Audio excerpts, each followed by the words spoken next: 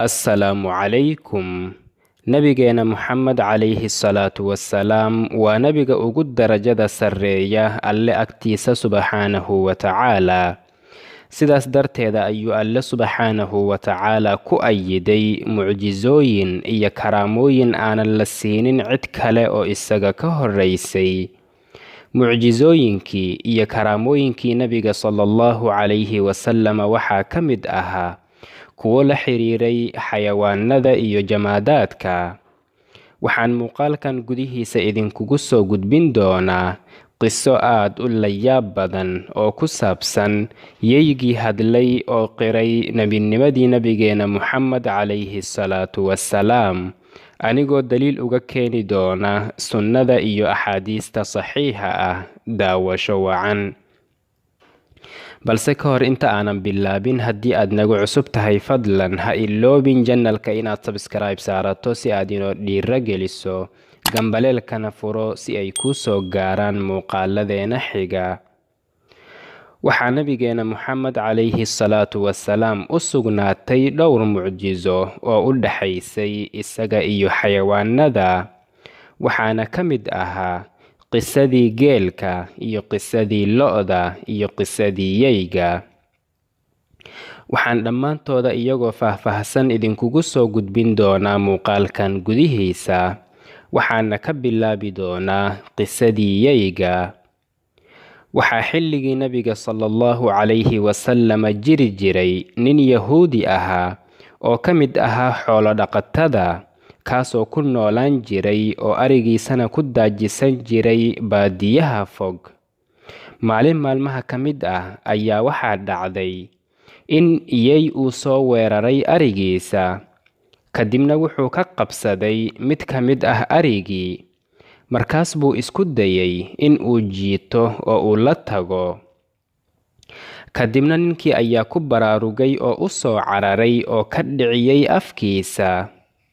waxaana halkaas ka dhacday arrin mucjizo ah oo aad u layaab badan.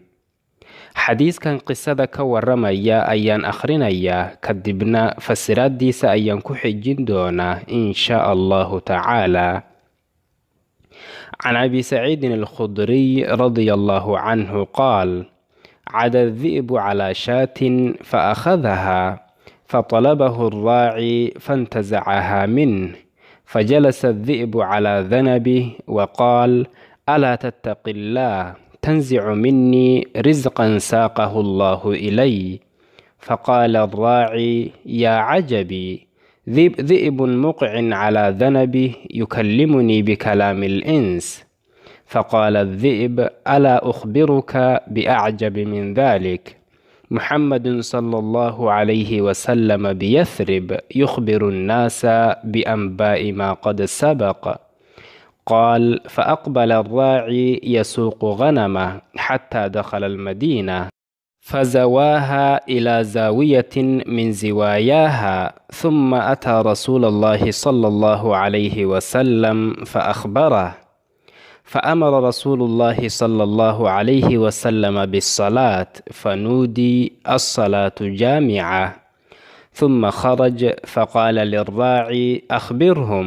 فأخبرهم، فقال رسول الله صلى الله عليه وسلم: صدق، والذي نفس محمد بيده لا تقوم الساعة حتى تكلم السباع الإنس ويكلم الرجل عذبه أي طرف صوته وشراك نعله. abi saciidin alkhudriyi allaha ka raali noqdee ayaa waxaa laga wariyey in uu yidhi: yey baa intuu ari soo weeraray mid ka mid ah ka qabsaday. markaas buu ninkii la jiray soo orday oo ka dhiciyey. markaas buu yeygii intuu gadaalgadaal u fadhiistay ku yidhi: war miyaadan ilaahay ka baqaynin? maxaad iiga celinaysaa risqi uu ilaahay ii sahlay? markaas buu ninkii yidhi: yaa badanaa, waa yey fadhiya oo iila hadlaya sida dadkii oo kale. markaas buu yeygii ku yidhi: ma kuu sheegaa wax taas ka sii yaab badan? Muxamed sallallahu calayhi wasallam wuxuu joogaa Madiino, wuxuuna dadka uga warramoyaa waxyaabihii inaga horreeyey oo ku saabsanaa ummadihii hore. Wuxuu yidhi, ninkii ayaa soo baxay isagoo wata arigiisa ilaa uu Madiino ka yimid. Markaas buu u tagay Nabiga sallallahu calayhi wasallam, wuxuuna u sheegay oo uga warramay wixii uu kala kulmay yaygii. Markaas buu Nabigu sallallahu calayhi wasallam amray in dadka salaad la isugu yeero, waxaana si dadkii ay isugu yimaadaan lagu naadiyey as-salaatu jaamica. Kadibna waa uu soo baxay sallallahu calayhi wasallam, wuxuuna ninkii ku yidhi, dadka u sheeg. Markaas buu ninkii dadka hortooda ka sheegay qisadii. Kadibna rasuulka sallallahu calayhi wasallam ayaa yidhi, run buu sheegay. Allaha Muxamed naftiisa ay gacantiisa ku jirto ayaan ku dhaartaye, qiyaamuhu ma dhici doono ilaa ay duurjoogtu la hadlaan dadka, qofkuna uu la sheekaysan doono ushiisa iyo kabihiisa. Sidoo kale karaamooyinkii Nabiga sallallahu calayhi wasallam waxaa ka mid ahaa qisadii dhex martay isaga iyo ratigii dadcunka ahaa. Can Jaabir bin Cabdullaahi radiyallahu canhu qaal, aqbalnaa maca rasuulillaahi sallallahu calayhi wasallam min safar xataa idaa dafacnaa ilaa bustaanin min basaatiini bani Najjaar idaa fiihi jamal laa yadkhulu lbustaana axadun ilaa shadda calayh. qaal fadakaruu dalika linnabiyi sallallahu calayhi wasallam فجاء حتى أتى البستان فدعا البعير فجاء واضعا مشفره أي شفته إلى الأرض حتى برك بين يديه. فقال النبي صلى الله عليه وسلم هاتوا خطاما فخطمه ودفعه إلى صاحبه ثم التفت إلى الناس فقال إنه ليس شيء بين السماء والأرض إلا يعلم أني رسول الله إلا عاصي الجن والإنس. رواه أحمد وحسنه الألباني.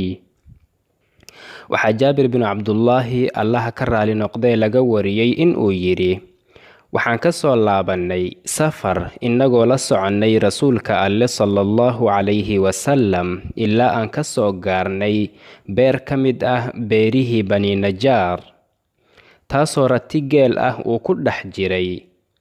ratigaasoo qofkii beerta soo galaba weerari jiray. wuxuu yidhi, arrinkaas ayaa loo sheegay Nabiga sallallahu calayhi wasallam. markaas buu Nabigu sallallahu calayhi wasallam aaday beertii, wuxuuna u yeeray ratigii. markaas buu u yimid isagoo madaxiisa hoos u foorariyey ilaa uu ka soo fadhiistay Nabiga sallallahu calayhi wasallam hortiisa. markaas buu Nabigu sallallahu calayhi wasallam yidhi, xarig ii keena. markaas buu xarig ku xiray oo u dhiibay ninkii lahaa. kadibna dadkii intuu u soo jeestay ayuu yidhi sallallahu calayhi wasallam, dhammaan waxa ku dhex jira dhulka iyo samada dhexdooda waa ay og yihiin in aan ahay rasuul alleh, markii laga reebo kuwa gaaloobay ee ka mid ah jinka iyo insiga. wuxuuna sallallahu calayhi wasallam noo sheegay in hadlidda xayawaanada ay ka mid yihiin calaamadaha qiyaamaha. in xayawaan uu hadli karana waxaa inooga filan qisadii dhex martay yaygii iyo ninkii ariga lahaa. waxaa kaloo jirta qiso kale oo uu Nebigu sallallahu calayhi wasallam inoo sheegay oo ku saabsanayd lo' hadashay. Abi Hurayra allaha ka raali noqday ayaa waxaa laga wariyey in uu yidhi, rasuulka sallallahu calayhi wasallam ayaa tukaday salaada subax. kadibna dadkii ayuu u soo jeestay. markaas buu yidhi, mar uu nin waday sac uu iska lahaa ayuu aad u daalay. markaas buu isku dayay in uu sacii dushiisa fuulo. kadibna sacii ayaa la hadlay oo ku yidhi, innaga nalooma abuurin sidaan, ee waxaa naloo abuuray beerfalidda. Markaas bay dadkii agagaarkiisa joogay dhaheen, subxaanallah, ma sac baa hadlaya? Markaas buu rasuulku sallallahu calayhi wasallam yidhi, aniga iyo Abubakar iyo Cumar waan rumaynay arrinkan. Markaas bay dadkii dhaheen, innaguna waan rumaynay wixii uu rumeeyey rasuulka Alle sallallahu calayhi wasallam. Xadiiskanna waxaa wariyey Bukhaari. Waxaan filayaa inaad ka wada faa'iidaysateen qisadan. Haddii aad ka faa'iidaysatay, fadlan ha iloobin in aad like saarto oo aad la sii wadaagto asxaabtaada. Haddii aad nagu cusub tahayna, fadlan ha iloobin channelka inaad subscribe saarato si aad inoo dhiirageliso, gambaleelkana furo si ay kuu soo gaaraan muuqaaladeena xiga. هذا والله سبحانه وتعالى أعلى وأعلم، وصلى الله وسلم وبارك على سيدنا محمد وعلى آله وصحبه أجمعين. والسلام عليكم ورحمة الله وبركاته.